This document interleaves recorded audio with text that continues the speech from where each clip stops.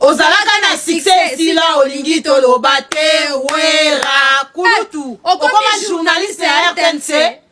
déjà lubima na makambo yo eza génération na yo te zela jibe oswana ni yango tika bagolo tranquille papa et puis en français nino bando lo baki Congo o bando lo bani la vieille jaloux nous soit obima si kenza te loko ezate nous soit te kate abina ke non na chrétien bagolo petit keba bima la vieille bagolo bima makasi vie wali suna succès te wala place obeta concert tika bagolo na papa na bango papa to sto bima na ndako no bagolo koma na bana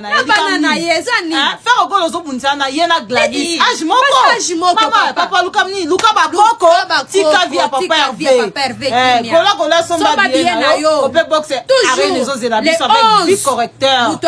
sommes na rumba der de la haine yo petit c'est pour longa kala mwana okenda la bango papa eno zala nango papa Hervé ezaki ndoki obo yango na mboka na biso na nini tango makambo ezalaki na tuwale awa ozalaki wapi est-ce que obimi lokwa nani osema pardon oseka banani bato bayaki ko attaquer wana c'est ça ba génération berso ba wesh wan eza bima na sima bagolo bima Lucas c'est la ndenge na ko na ndenge bagolo te o déjà papa le kaki papa bagolo yaki atede ya kimia yo nani banani Papa Hervé Ferregola ozana raison ya koyemba nzembo ave jalo parce que wera sona za pirement vie jalo oya solo aluka boma yo ndeko tika maison mère et simbate asala moyino so mille moyens tous les jours asala simbate lelo susu awa bagolwa bazako finga na famille présidentielle eza niyo parce que tant Ferregola président salaka conférence de presse naï c'était le même soir où bagolo balamo bando finga ezaka pe bagolo na yote tuyebi bato na très bien identifié baza ba fanatique ya nani ya Fally Ipupa na bawera sudiki musundi bazaka batombokaka pona ndeki bapimela ya ba visa gouvernement asalaka na salaka intervention ti wera sona fanaki kinya eleki 2 semaines wera sona lobi lokote tellement que wera sona zana difficulté à vendre ba billet na yi ya concert à Robert en Europe wera sona muniki no na profiter chiko na ya na sala nini na singa excuse par président de la République na condamné Ferregola na ba fanatique na comme ça l'état congolais repesa na subvention ndé ba pesa ki fallait na Stade de France mais les choses ils ont changé tous les jours ils ont créé ba polémique na yo au cas que so créé polémique na yo ba ko ina Ferregola ba linga yo wera sona za moto liboso biso cultiver la haine na Afrique du Sud tango pesa yo kora war ozalaka sika mona ba Ferregola mais le yo yé obima suna tongo bana ko cracher sur Bemora Ferre na mois de septembre 2025 bosala ngona Ferre le kana télévision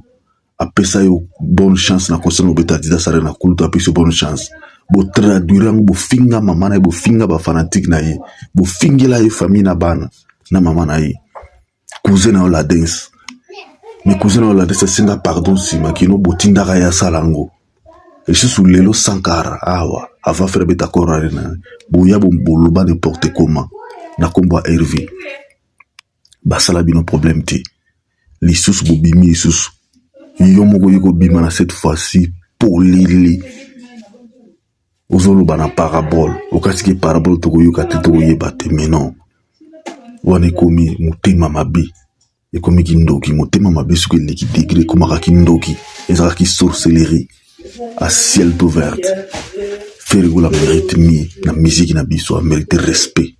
surtout na clan wengi zana musicien mon côté à clan wengi oyo azana parcours fira sali surtout le vrai Ferregola le seul artiste wengi abeti concert na Russie Ferregola le seul artiste de ressortissant à wengi abeti concert na Genève Arena le seul artiste de ressortissant wengi abeti concert na ING Arena mais non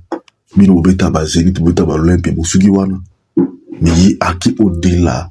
configuration fait la bêtise dans la configuration minene et Ferregola mérite beaucoup de respect les hommes doivent vendre image ya clan wengi na dimension monene le quoi Ferregola zati Parce que c'est Ferregoula aujourd'hui qui a plus vendu clan Wingi. Parce que ce taliba concert n'attend concert à ING Arena, Genève Arena, Double Adidas Arena, Accor Arena. Et ça va concert à mine au Ferregoula beti nice. Na clan Wingi ba to clan Wingi ba beti angote. Na clan Wingi bosko beta Accor, beta Bercy. Mais Ferregoula qui au-delà dans le bloc wana. Alors Ferregoula a mérité ba respect. Ils ont mérité 1000 respect na bino ba kolo ya Wingi.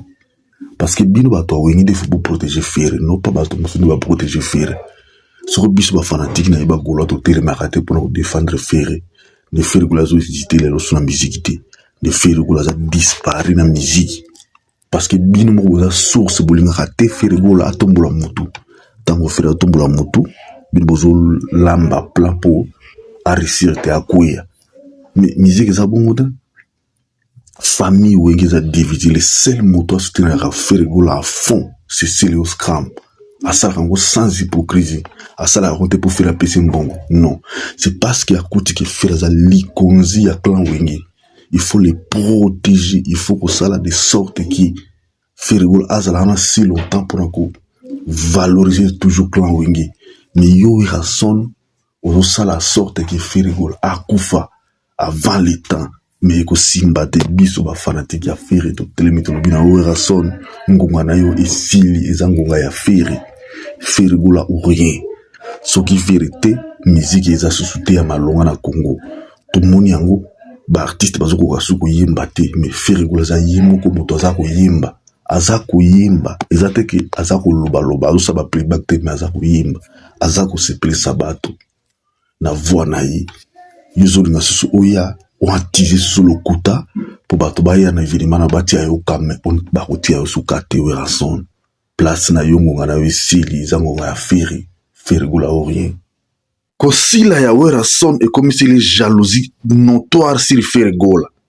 donc azo luka partout polémique ba baise azo en actualité pour un concert na ye au lieu pas azo en concert na ye azo ya toujours le kona Ferregoula y on a bisibino que Ferregoula akobo mafali akobo mawera son baza des artistes wana bayoka bien te na héritier ya misato donc présence à Ferregoula eza lokwa moto e bongo na kodi makala c'est-à-dire que présence à Ferregoula la musique lelo e bongo lisi batona tout bakomi bazoba bakomi bato moko inutile improductif bakomi ka ko vivre na polémique sur Ferre tango lelo Ferregoula atrel artiste oyo aza ko beta musique authentique azo vivre na polémique te aza na très à l'aise na batonio so na bango toujours normal mais bazo lukela toujours problème azo boya problème mais bazo lunga tsuba za na problème Ferregoula aza na problème na président de la république te aza na bakonzi ata mo konzi moko te faire aza na bango problème mais wera sunu la musu na tongo non faire aza na problème na bakonzi mais non bakonzi faire aza na problème na bakonzi te ba tonde ba gangi na ba TikTok eza ba to Ferregoula te faire pas tini mutu te makambo nusu zaki déjà bouclé mais yo zongo profiter na po gouvernement te au poids lokwa bo komi lo ba président ba pasteur wana ba komi luka ba mbongo ba komi kosa fachi yo po ngo so kosa fachi boni susu boyko wera son zo luka nini